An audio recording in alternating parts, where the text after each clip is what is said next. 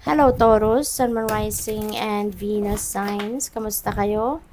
Sana po'y nasa mabuti kayong kalagayan. Welcome back po sa Star Tarot. At kung bago kayo rito, welcome din po kayo. Please subscribe, like, share my videos, and leave me a comment kung nakaresonate kayo. Thank you. So, tignan natin kung ano yung mga messages ni Universe para sa'yo. Sa ngayon, we have Two of Pentacles, Taurus. Napakasipag ninyo. Maaring you've been multitasking. You're taking care of many things, no, all at the same time. Kaya posible na baka fragmented na kayo, exhausted na kayo. 'Di ba? Kasi even though sanay ka, no, sanay ka siguro sa maraming bagay no, ang inaasikaso, all at the same time pinagsasabay-sabay ninyo. But still, tao lang tayo, 'di ba? May kapaguran. Napapagod din tayo. Nade-drain din, no, yung energy natin. Kaya this could be a reminder para sa iyo, no, na despite di ano mo, siguro talent mo 'yan na mag-multitask, no? Despite that, kahit siguro ini-enjoy mo pa yung pag-multitask mo, but you still need to bring the balance in your life. Dapat meron kayong mga ginagawa din na pagsi-self-care, 'di ba? Huwag ninyong kakaligtaan ng alagaan ng inyong sarili, alagaan ng inyong pangangatawan para kahit marami kayong gagawin, maraming naka-line up, naka-schedule, na gagawin, kayang-kaya ninyo, no, na hindi kayo mapapagod ng sobra-sobra.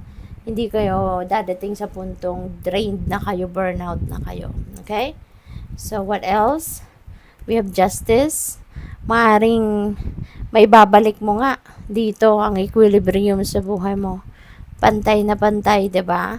So, maaari talaga din na siguro magaling ka talaga, no? Magaling kang magplano, magaling kang mag-organize, kaya maibabalik mo din yung balanse sa buhay mo. So, good for you. At maaari, no, na magsisimulan mo yan sa ngayon. And then the next few days, siguro you're going to take extra effort para maayos ang scheduling mo, ang priorities mo, ma-check mo, yung ganon, no? At saka, siguro meron kayong pinaglalaban sa ngayon. Kung ano man yan, convinced ka, you know pretty much, you know in yourself, no, na ano mo yan, deserve mo, no? Deserve mo kung ano pinaglalaban mo. At yan ay makukuha mo. Diba? Justice will be served. Alright? So, congrats. We have Four of Swords. Exhausted na nga kayo, Taurus. Kasi si Four of Swords, this is about rest. This is about relaxation. Kaya most likely, Taurus, kailangan mo na magpahinga. Kailangan mo na ng tulog. Siguro kasi maybe you are lacking sleep, no? At always remember na kailangan natin ng quality sleep kasi during sleep, diyan bumabawi ang katawan natin.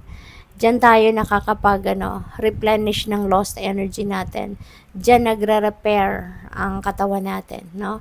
From pagod, 'di ba? From stress. Kaya kailangan mo na magpahinga. Pwede rin na kailangan mo dito na magpahinga muna, mapag-isa, spend time by yourself.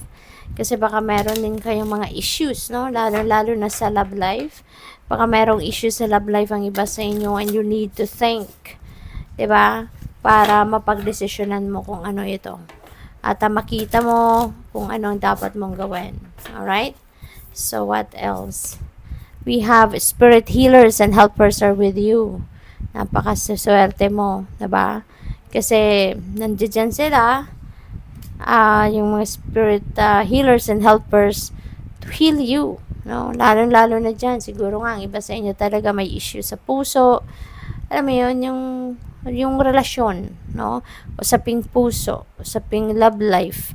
So baka meron kayong issues diyan and your spirit healers and helpers are with you to help you, no, na navigate mo yung sitwasyon na to in a nice way, no, na siguro healing will be yours, no. So siguro magkakaayos na din kayo siguro gagaan na din ang pakiramdam ninyo, gagaan na yung kalooban ninyo. Maaaring mas maiintindihan mo na ngayon kung bakit nangyari ang mga nangyari. So, what else? We have all is well. Kaya wala kayong dapat na ipag-alala. Wag kayong mamroblema. Don't worry about anything. Kasi all is well. Ibig sabihin nito, all is taken care of.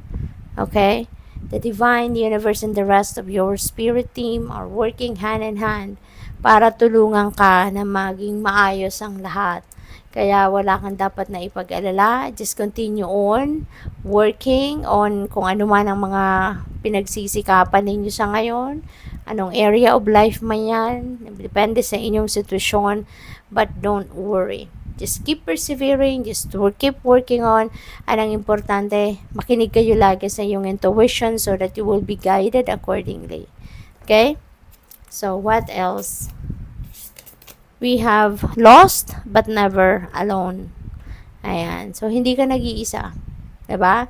Kahit ikaw ay naguguluhan, kahit hindi mo alam siguro, kasi ngayon, ang iba sa inyo, baka hindi ninyo alam kung ano nang mga nangyayari sa buhay mo. Diba? Kasi minsan, kapag marami tayong ginagawa, marami tayong inaasikaso, sasabayan pa ng kung ano-anong mga problema, mga ganon. Diba? Parang, minsan, hindi na natin alam nasaan na ba ako, 'di ba?